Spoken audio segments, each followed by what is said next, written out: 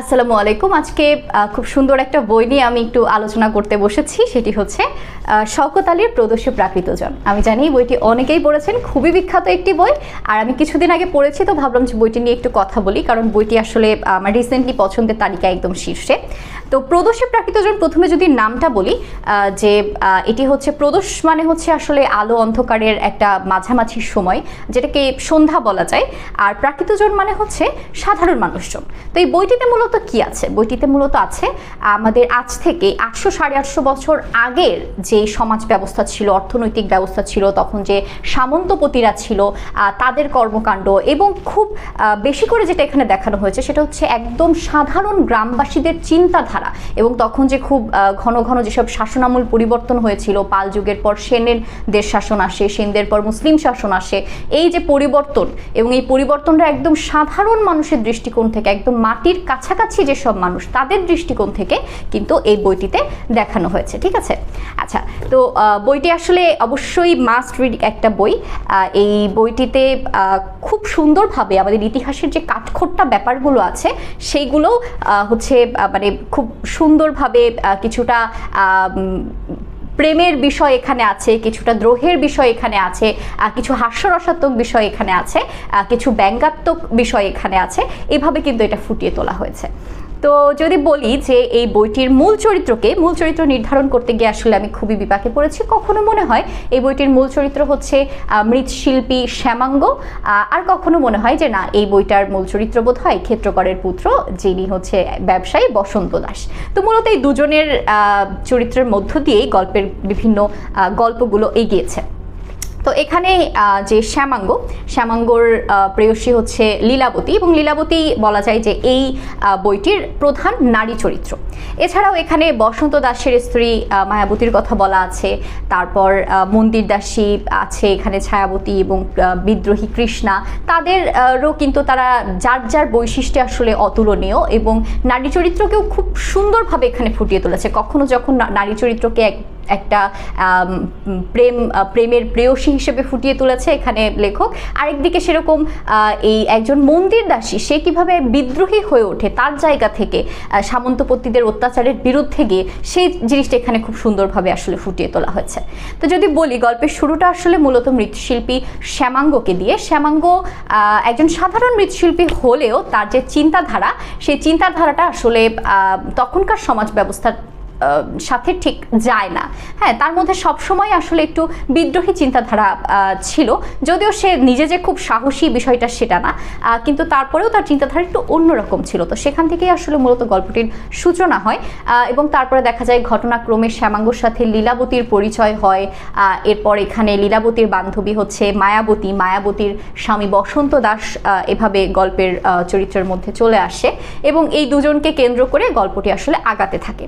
তো এখানে মূলত যে তখনকার যে সামন্ত যে শাসন ব্যবস্থা ছিল, সামন্তপতি মহাসামন্ত, তাদের যেই নিজের রাষ্ট্র পরিচালনার প্রতি যে একটা উদাসীনতা, আর সেই সাথে হচ্ছে নিজের ব্যক্তিগত ভোগ বিলাস আরামায়েশ, এই বিষয় যে তাদের মানে বেশি ফোকাস ছিল, এই বিষয়টাই বইটিতে আসলে বলা হয়েছে, যার ফলাফল আসলে আমরা ইতিহাসেই দেখতে পাই যে মাত্র 18 জন সৈন্য নিয়ে ইখতিয়ার উদ্দিন মোহাম্মদ বখতিয়ার খিলজি কিন্তু বাংলা আক্রমণ করেন, মানে বাংলা শাসনামল নিজে নিয়ে নেন আর কি। আর লক্ষণ সেন কিন্তু পালিয়ে যায়, মানে সেরকম কোনো যুদ্ধ বিগ্রহ ছাড়াই কিন্তু ইখতিয়ার উদ্দিন মোহাম্মদ বখতিয়ার খিলজি ক্ষমতা দখল করেছিলেন। কিন্তু বিষয়টি কি আসলে এতটাই সহজ ছিল না, তার অনেক আগে থেকেই কিন্তু এই মুসলিম সেনারা বাংলায় আসে তুর্কি থেকে, এবং যাদেরকে এই বইটাতে বলা হয়েছে জবন জাতি বা জবন সেনা। ঠিক আছে, তো তারা কিন্তু একের পর এক গ্রাম তখন আক্রমণ করতে থাকে। তো এই সময় গ্রামের মানুষদের আসলে চিন্তাধারার কি অবস্থা ছিল, এখানে যারা বৌদ্ধ ভিক্ষু ছিল তাদের সাথে একটা কনফ্লিকচুয়াল একটা সিচুয়েশন কখনো দেখা যায়, আবার কখনো দেখা যায় যে বৌদ্ধ ভিক্ষুদের সাথে যারা হিন্দু ব্রাহ্মণরা ছিল, ক্ষত্রিয় সহ আরও যারা নিচু বংশের ছিল, তাদের আবার কখনো ঐক্যের বিষয়ও কখনো দেখা যায়, কিন্তু বেশিরভাগ দেখা যায় যে একটা দ্বান্দ্বিক একটা পরিবেশ ওখানে ছিল। এবং এই জবন জাতিরা তখন হচ্ছে বিভিন্ন গ্রামে গ্রামে আক্রমণ করে এবং হচ্ছে গ্রামগুলো তারা দখল করতে থাকে। তো সেই সাথে যে সামন্তপতি মহাসামন্তপতিরা যারা আছে তারাও কিন্তু গ্রামের মানুষদের ওপর একদম নির্বিচারে তারা অত্যাচার করে, বিশেষ করে যারা কিনা তখনকার একদম নিচু বংশের যেসব লোকেরা ছিল তাদের উপর এই অত্যাচারের মাত্রা ছিল আসলে মানে সবচাইতে বেশি। এবং এখানে একজন ডোম মেয়ের কথা এখানে মানে খুব বিভৎস একটা অত্যাচারের কথা বর্ণনা করা আছে, বইটি পড়লে আসলে আপনারা এটা বুঝতে পারবেন। তো এই তো ছিল আসলে ঐতিহাসিক যেসব বিষয়গুলো। তা এছাড়াও হচ্ছে যদি মানে এখানে খুব সুন্দর করে কিছু প্রেমের কথা বলা আছে, যেমন শ্যামাঙ্গর সাথে লীলাবতীর যে একটা প্রেম। লীলাবতীর কিন্তু বিয়ে হয়েছিল একটি, এবং তার স্বামীর নাম ছিল অভিমন্যু, কিন্তু অভিমন্যু ছিল মানসিকভাবে বিকারগ্রস্ত। হ্যাঁ, তো সেই জন্য সে লীলাবতীকে আসলে খুব দ্রুতই ছেড়ে চলে যায় এবং পরবর্তীতে সে জবন সেনাদের সাথে যোগদান করে।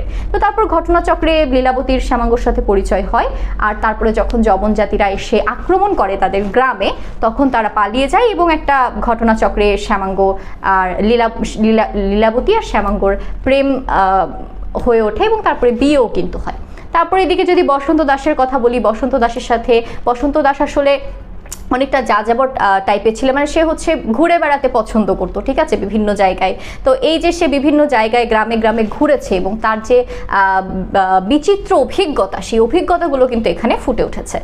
এবং তার সাথে যে বিভিন্ন মন্দির দাসীদের আলাপচারিতা তাদের, এবং তখনকার যারা মন্দির দাসী মানে কি, তারা তো একদম হচ্ছে মানে যেটাকে বলে হচ্ছে অন্তর্গৃহের একদম মানুষ, ঠিক আছে, কিন্তু তাদেরও তখনকার রাজনীতি বা সমাজ ব্যবস্থা বা কি হতে চলেছে এই বিষয় নিয়ে তাদের যে উদ্বিগ্নতা, এই জিনিসটা কিন্তু আমার খুব ভালো লেগেছে। হ্যাঁ, যেমন হচ্ছে কৃষ্ণা, মন্দিরদাসী কৃষ্ণা, সে ছিল হচ্ছে একজন বিদ্রোহী। সে ওই মন্দিরের থেকেই তার যে সামন্তপতি মহাসামন্তপতি যারা আছে তাদের বিরুদ্ধে সে কিন্তু গোপনে বিদ্রোহ করেছে এবং যারা বিদ্রোহী তাদেরকে সাহায্য করেছে। তো এই বিষয়গুলো বসন্ত দাসের চরিত্রের মাধ্যমে, সে যে বিভিন্ন গ্রামে গ্রামে ভ্রমণ করে এটার মাধ্যমে ফুটে উঠেছে। তো সামন্তপতিদের অত্যাচারের কথা এখানে অনেকটা অংশে আসলে ফুটে উঠেছে এবং তারা কতটা উদাসীন ছিল রাষ্ট্র চালনার প্রতি বা তাদের নিজের যেই অংশটুকু গ্রাম চালনার প্রতি, সেই বিষয়টাও ফুটে উঠেছে। তো এভাবে আসলে গল্পগুলো আগাতে থাকে। এখানে সব একটা ইন্টারেস্টিং বিষয় দেখেছি, সেটা হচ্ছে যে এই গল্পের শেষের দিকে দেখানো হয়েছে যে যখন জবন জাতিরা আসে, যখন রাজ্য জয় করে ফেলে মুসলিম সেনারা, তখন কিন্তু অনেক ক্ষেত্রেই দেখা যায় যে ধর্ম তারা পরিবর্তন করে ফেলে। কেন করে? নিজে বেঁচে থাকার জন্য, নিজের পরিবারকে রক্ষা করার জন্য, হয়তো নিজের বাড়িটাকে রক্ষা করার জন্য, গ্রামটাকে রক্ষা করার জন্য তারা অনেক সময়, এরকম অনেক মানুষ আছে যারা নিজের ধর্মকে তখন পরিবর্তন করে ফেলেছিল। তো এটাও আসলে আমাদের ইতিহাসের একটা মানে খুব জানার একটা বিষয় বলবো। তো এই পুরো ইতিহাস আসলে কাঠখোট্টা ইতিহাসটাকে খুব সুন্দরভাবে বইটির মাধ্যমে তিনি তুলে ধরেছেন শওকত আলী। আর একদম শেষে দেখা যায় যে এই যে লীলাবতী আর শ্যামাঙ্গর প্রেম কাহিনীর কথা বললাম, তো এই শ্যামাঙ্গ হচ্ছে জবন সেনাদের হাতে মৃত্যুবরণ করে এবং একদম শেষ দৃশ্যে এই লীলাবতীর প্রথম স্বামী অভিমন্যু তার সাথে হচ্ছে এই লীলাবতীর দ্বিতীয় স্বামী অর্থাৎ শ্যামাঙ্গর সাথে কিন্তু দেখা হয়। এবং এই দেখাটা লেখক বলেছেন যে আসলে এই দেখাটা অবধারিত ছিল, কালের পরিক্রমায় দেখাটা অবধারিত ছিল। হ্যাঁ, তো এভাবেই আসলে গল্পটি শেষ হয়। তবে এই গল্পের শেষে মনে প্রশ্ন আসতেই পারে, যেহেতু শ্যামাঙ্গ একটা প্রধান চরিত্র ছিল এই গল্পের, তো তার মৃত্যুটা কি অবধারিত ছিল, অনিবার্য ছিল? তো এই প্রশ্নের উত্তর কিন্তু লেখক একদম শেষ পৃষ্ঠায় এখানে দিয়েছেন। তো আমি একটু পড়ে শোনাচ্ছি 3 লাইন, যে ইতিহাসের দিকে দৃষ্টি রেখে আমাদের বলতেই হয় অনিবার্য ছিল শ্যামাঙ্গর মৃত্যু। তার মতো মৃৎশিল্পীকে জীবিত থাকার অধিকার দেয়নি ওই সময়ের সমাজ ইতিহাস। কিন্তু সোমপুর মহাবিহারে প্রকৃতিত শিল্পধারার উত্তরাধিকারী যে, তার নিঃশেষে মৃত্যু কি সম্ভব? আমাদের বিশ্বাস সম্ভব নয়। দৈহিক মৃত্যু হলেও প্রকৃত মৃত্যু তার হয়নি। তো বোঝাই যাচ্ছে আসলে এটা কোন বিষয়ের প্রতি ইঙ্গিত করেছে। তো এটাই ছিল আসলে এই বই নিয়ে আলোচনা, এর বেশি বলবো না। আমি অনেকটা কিন্তু ছোট ছোট অনেক রকম কাহিনী কিন্তু বলে ফেলেছি। তো বইটা পড়লে আসলে এই কাহিনীর যে গাঁথুনি, তারপরে এই মানে ইতিহাসের চরম যে মুহূর্তগুলোর কথা এখানে বলা আছে সেগুলো খুব ভালোভাবে আপনারা বুঝতে পারবেন এবং পুরো ইতিহাসটা আসলে খুব ভালো মতো জানা হয়ে যাবে, কিন্তু আপনি বুঝতেই পারবেন না যে কখন আসলে জানা হয়ে গেল, কারণ বইটা এতটাই ইন্টারেস্টিং। বইটা পড়তে আমার এতটুকু বিরক্তবোধ হয়নি। এটা হচ্ছে টোটাল 197 পৃষ্ঠার একটি বই, খুব দ্রুত আমি আসলে এই বইটা পড়ে ফেলেছি, মানে মাত্র বোধহয় 1 কি 2 দিনেই পড়ে ফেলেছি। বইটা হচ্ছে আশা করব আপনারা যারা এখনও পড়েননি তারা বইটা পড়বেন। বইটা খুবই ভালো, এবং ওই যে বললাম যে বইটার আসলে ঐতিহাসিক গুরুত্ব অনেক বেশি, আর সেই সাথে জ্ঞানের যে পরিধি সেটা তো অবশ্যই আর একটু দৃঢ় হবে। তো এই ছিল আজকে আমার এই বই নিয়ে আলোচনা। এই বই নিয়ে আপনাদের কোনো মতামত থাকলে সেটা আমাকে কমেন্টে জানাতে পারেন।